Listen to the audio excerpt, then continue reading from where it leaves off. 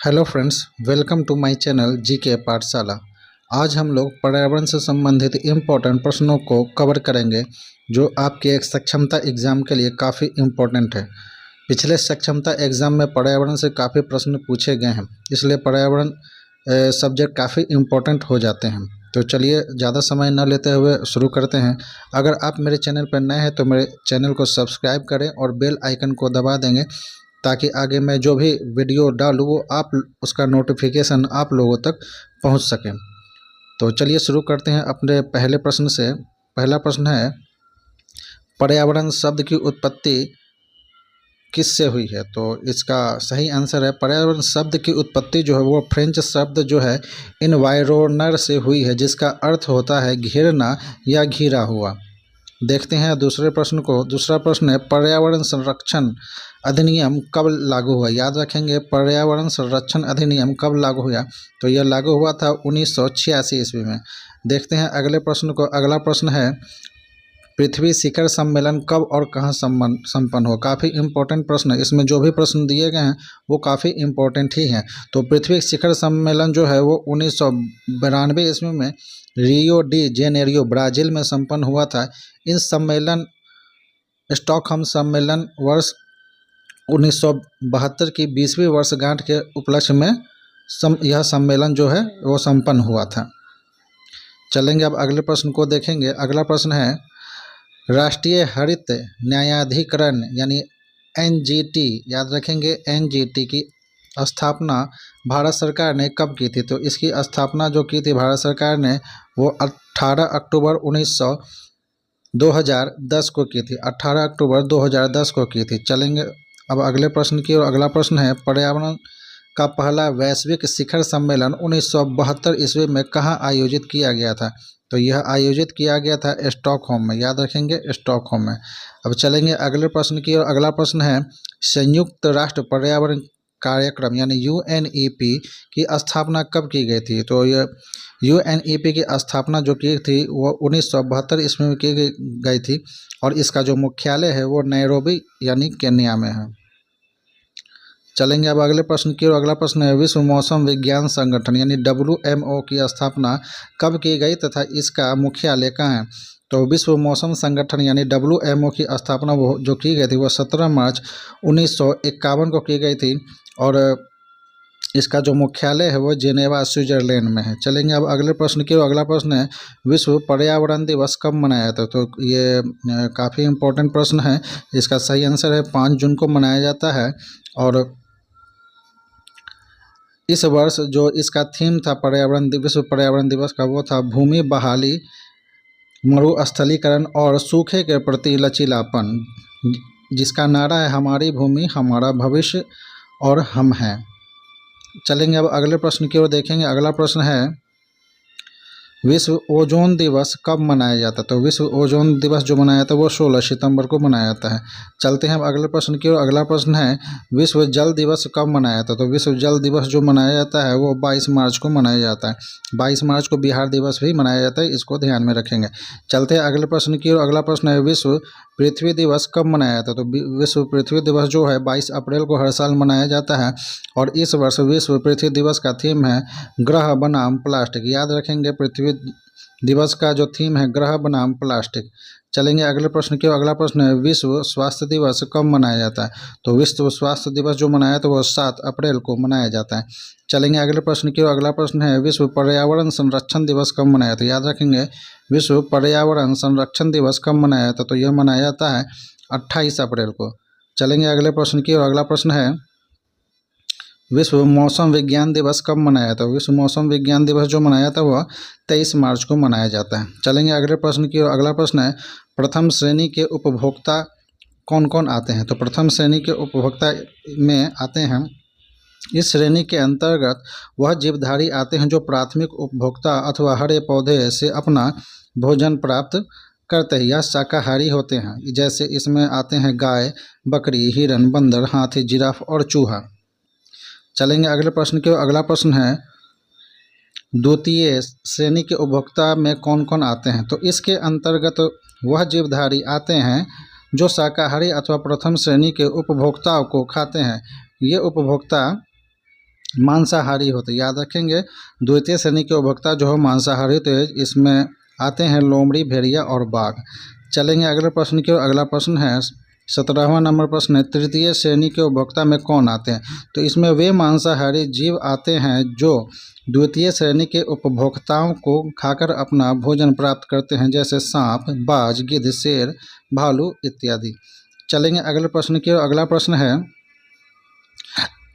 और काफ़ी इम्पोर्टेंट प्रश्न है, बिहार से संबंधित, इसको जरूर ध्यान में रखेंगे, 2-3 बार रिपीट कर लेंगे। हाल ही में रामसर कन्वेंशन के तहत नागी और नटकी, याद रखेंगे इस दो स्थल को, नागी और नटकी पक्षी अभ्यारण्य जो है अंतर्राष्ट्रीय महत्व का वेटलैंड घोषित किया गया है। यह भारत के किस राज्य में? यह बिहार से संबंधित इम्पोर्टेंट करंट हो जाता है। तो यह बिहार के जमुई जिले में झाझा वन क्षेत्र में स्थित है। बिहार में नागी और नकटी और कांवड़ झील जो बेगूसराय में है, कुल मिलाकर अब रामसर स्थलों की संख्या 3 हो गई है। भारत में अब कुल रामसर स्थलों की संख्या अगस्त में तक 85 हो गई है, इसको ध्यान में रखेंगे। सबसे पहले बिहार में एक ही रामसर स्थल थे, वो थे कांवड़ झील ताल। अभी हाल फिलहाल में नागी और नटकी को इसमें शामिल किया गया है। चलेंगे अगले प्रश्न की ओर। अगला प्रश्न है वायु की किन किन गैसों का मिश्रण? तो इसको देखेंगे, नाइट्रोजन 78%, ऑक्सीजन 21% और कार्बन डाइऑक्साइड 0.03%। चलेंगे अब अगले प्रश्न की ओर। अगला प्रश्न है, अगर यह वीडियो अच्छा लग रहा हो पर्यावरण सीरीज का, तो मेरे इस चैनल को लाइक करें और सब्सक्राइब करें और शेयर जरूर करेंगे। देखते हैं अगले प्रश्न को। पृथ्वी का सबसे नज़दीक मंडल कौन सा है? तो सबसे नज़दीक मंडल झोम मंडल है, जिसमें मौसमी घटनाएं यानी बारिश का होना और बिजली का चमकना, ये सब घटनाएं घटती हैं। चलेंगे अब अगले प्रश्न की ओर। अगला प्रश्न है झोम मंडल की मोटाई किस मौसम में सबसे अधिक हो जाती है? तो यह ग्रीष्म ऋतु में, याद रखेंगे। झोम मंडल की मोटाई जो है ग्रीष्म ऋतु में सबसे अधिक हो जाती है। 22वें नंबर प्रश्न को देखेंगे, झोम मंडल के में प्रति 165 मीटर की ऊंचाई जाने पर तापमान में कितनी कमी होती है? याद रखेंगे कमी होती है। तो 1 डिग्री सेंटीग्रेड की कमी होती है 165 मीटर ऊंचाई जाने पे। चलेंगे 23 नंबर प्रश्न को देखते हैं। 23 नंबर प्रश्न है ग्रीन हाउस गैसें कौन कौन सी होती है? तो इसमें बहुत सारी गैसें होते हैं, तो देखते हैं कौन कौन सी गैसें होती हैं। तो इसमें कार्बन डाइऑक्साइड होते हैं, मीथेन गैस होते हैं, ओजोन गैस होते हैं, नाइट्रस ऑक्साइड होते हैं और क्लोरोफ्लोरोकार्बन, ये सब जो है ग्रीन हाउस गैसेज हैं। चलेंगे अगले प्रश्न की ओर। अगला प्रश्न है पारिस्थितिकी तंत्र में नाइट्रोजन का परिसंचरण किसके द्वारा होता है? तो ये जो होता है वह जीवाणु के द्वारा होता है, याद रखेंगे जीवाणु के द्वारा होता है। चलेंगे अगले प्रश्न की। अगला प्रश्न है फलीदार पौधे के जड़ों में क्या पाया जाता है? तो फलीदार पौधे के जड़ों में राइजोबियम पाया जाता है। चलेंगे अगले प्रश्न की ओर। अगला प्रश्न है चाय की खेती के लिए उपयुक्त मिट्टी कौन सी है? तो चाय की खेती के लिए उपयुक्त मिट्टी जो है वो लैटेराइट मिट्टी है। चलेंगे अगले प्रश्न की ओर। अगला प्रश्न है वन अनुसंधान संस्थान कहाँ स्थित है? ये प्रश्न बार बार एग्जाम में पूछे जाते हैं, यह देहरादून में स्थित है। 28 नंबर प्रश्न को देखते हैं ब्लैक होल सिद्धांत का प्रतिपादन किसने किया था? तो इसका प्रतिपादन एस चंद्रशेखर ने किया था। अगला प्रश्न है आकाश नीला क्यों दिखाई पड़ता है? तो आकाश जो नीला दिखाई देता है वो प्रकाश के प्रकीर्णन के कारण दिखाई देता है। गोबर गैस संयंत्र में कौन सी गैस निकलती? तो इसमें जो है वो मीथेन गैस निकलती है, याद रखेंगे मीथेन गैस निकलती है। ये इम्पोर्टेंट प्रश्न है। 31 नंबर चिपको आंदोलन से संबंधित है, किससे संबंधित है? तो ये पर्यावरण संरक्षण से संबंधित है और चिपको आंदोलन मिशन से संबंधित प्रसिद्ध समाज सेवी है सुंदरलाल बहुगुणा। इसको याद रखेंगे, सुंदरलाल बहुगुणा को। इससे संबंधित प्रश्न कई बार एग्जाम में पूछे गए हैं। 32 नंबर क्वेश्चन को देखते हैं पराबैंगनी किरणों से हमारी रक्षा कौन सी गैस करती है? तो ओजोन गैस जो है हमारी रक्षा पराबैंगनी किरणों से करती है। ओजोन परत की मोटाई मापने की इकाई क्या है? तो इसकी मोटाई मापने का परत मापने की जो इकाई है वो है डॉबसन। चलते हैं अगले प्रश्न पर। अगला प्रश्न है ओजोन परत किस गैस के कारण नष्ट होती है? तो ये जो है क्लोरोफ्लोरोकार्बन के कारण जो है वो नष्ट हो जाती है। भूपर पट्टी पर सबसे अधिक मात्रा में पाए जाने वाला तत्व कौन है? तो वो ऑक्सीजन है। अगला प्रश्न है ब्रह्मांड में सर्वाधिक मात्रा में पाया जाने वाला तत्व कौन है? तो हाइड्रोजन जो है सर्वाधिक मात्रा में तत्व जो है ब्रह्मांड में पाए जाते हैं। अगला प्रश्न है अम्लीय वर्षा का मुख्य कारण क्या है? तो अम्लीय वर्षा का मुख्य कारण सल्फर डाइऑक्साइड है। अगला प्रश्न है क्षारीय मृदा में उगने वाले पौधे क्या कहलाते हैं? तो क्षारीय मृदा में उगने वाले पौधे हैलोफाइट कहलाते हैं। चलेंगे अगले प्रश्न की ओर। अगला प्रश्न है मरुस्थलीय मृदा में उगने वाले पौधे क्या कहलाते हैं? तो मरुस्थलीय पौधों में उगने वाले पौधे जो है जो जेरोफाइट कहलाते हैं। चलेंगे अगले प्रश्न की ओर। 40वां नंबर प्रश्न है संचार उपग्रह किस मंडल में अवस्थित होते हैं? तो संचार उपग्रह जो है तो वो आयन मंडल में अवस्थित होते हैं। चलेंगे अगले प्रश्न की ओर। अगला प्रश्न नई जलोढ़ मिट्टी को किस नाम से जानते हैं? तो नई जलोढ़ मिट्टी को खादर के नाम से जानते हैं। पुराने जलोढ़ मिट्टी को किस नाम से जानते हैं? तो पुराने जलोढ़ मिट्टी को बांगर के नाम से जानते हैं। चलेंगे अगले प्रश्न की ओर। अगला प्रश्न है कपास की खेती के लिए सर्वोत्तम मिट्टी कौन सी होती है? तो कपास की खेती के लिए काली मिट्टी जो होती है वो सर्वोत्तम होती है। अगला प्रश्न है लावा के प्रभाव से किस मिट्टी का निर्माण होता है? तो लावा के प्रभाव से काली मिट्टी का निर्माण होता है।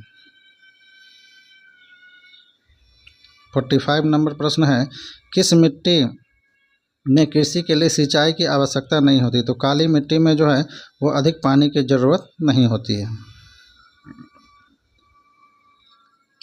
46 नंबर क्वेश्चन है धान की खेती के लिए सर्वाधिक आदर्श मृदा कौन सी है? तो धान की खेती के लिए जलोढ़ मृदा जो है काफ़ी उपयुक्त है। 47 नंबर क्वेश्चन है मृदा अपरदन को कैसे रोका जा सकता है? तो मृदा अपरदन को वन रोपण यानी वृक्ष लगाकर रोका जा सकता है। रेंगुर मिट्टी का दूसरा नाम क्या है? तो रेंगुर मिट्टी का दूसरा नाम काली मिट्टी है। अगला प्रश्न है भारत में सर्वाधिक वर्षा कहाँ होती है? तो भारत में सर्वाधिक वर्षा मावशीन राम यानी मेघालय में होती है। अगला प्रश्न है आम्र वर्षा क्या है? तो आम्र वर्षा बिहार एवं बंगाल में मार्च और अप्रैल में होने वाली वर्षा को आम्र वर्षा कहा जाता है। 51 नंबर प्रश्न है भारत के किस राज्य में जाड़े के मौसम में वर्षा होती है? तो तमिलनाडु में जो है वो जाड़े के मौसम में वर्षा होती है। भारत में सर्वाधिक वर्षा मुख्यतः किससे प्राप्त होती है? यानी सर्वाधिक वर्षा किससे प्राप्त होती है? तो सर्वाधिक वर्षा जो है दक्षिण पश्चिम मानसून से प्राप्त होती है। अगला प्रश्न है फूलों की घाटी कहाँ अवस्थित है? तो फूलों की घाटी जो है वो उत्तराखंड में अवस्थित है। अगला प्रश्न है शांति घाटी कहाँ अवस्थित है? तो शांति घाटी जो है वो केरल में अवस्थित है। अगला प्रश्न है भारत में चंदन की लकड़ी सर्वाधिक कहाँ पाई जाती है? चंदन की लकड़ी जो है नीलगिरी की पहाड़ियों में यानी तमिलनाडु में पाए जाते हैं। अगला प्रश्न है भारत में मैंग्रोव वनस्पति का विस्तार सर्वाधिक किस राज्य में पाया जाता है? तो मैंग्रोव वन सबसे अधिक जो है वो पश्चिम बंगाल में पाए जाते हैं। अगर यह वीडियो अच्छा लग रहा है तो मेरे चैनल को सब्सक्राइब करें, इस वीडियो को शेयर जरूर करेंगे। अगला प्रश्न है काजीरंगा उद्यान कहाँ अवस्थित है? तो यह जो है उद्यान जो है वो असम में अवस्थित है और यह उद्यान एक सींग वाला गैंडा के लिए प्रसिद्ध है। याद रखेंगे एक सींग वाला गैंडा, एक सींग वाला गैंडा के लिए यह प्रसिद्ध है। चलेंगे अगले प्रश्न की। अगला प्रश्न है भारत का सबसे लंबा बांध कौन सा है? तो भारत का सबसे लंबा बांध जो है वो हीराकुंड बांध है। चलेंगे अगले प्रश्न की। अगला प्रश्न है चिल्का झील किस राज्य में अवस्थित है? चिल्का झील उड़ीसा में अवस्थित है। अगला प्रश्न है हीराकुंड बांध किस नदी में अवस्थित है? हीराकुंड बांध जो है वो महानदी में अवस्थित है।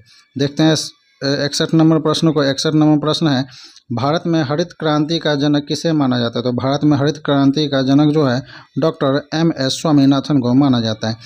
अगला प्रश्न और इम्पोर्टेंट प्रश्न है श्वेत क्रांति किससे संबंधित है? तो श्वेत क्रांति जो है वो दुग्ध उत्पादन से संबंधित है।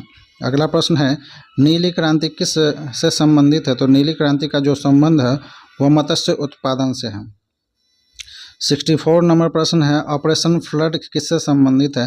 तो ऑपरेशन फ्लड जो है वो दुग्ध उत्पादन से संबंधित है। और इस सीरीज का अंतिम प्रश्न है भारत में श्वेत क्रांति के जनक किसे माने जाते हैं? तो भारत में श्वेत क्रांति के जनक डॉक्टर V कुरियन को माना जाता है। तो कैसा लगा ये सीरीज? अगर अच्छा लगा तो मेरे इस चैनल को लाइक करें, सब्सक्राइब करें और शेयर जरूर करें।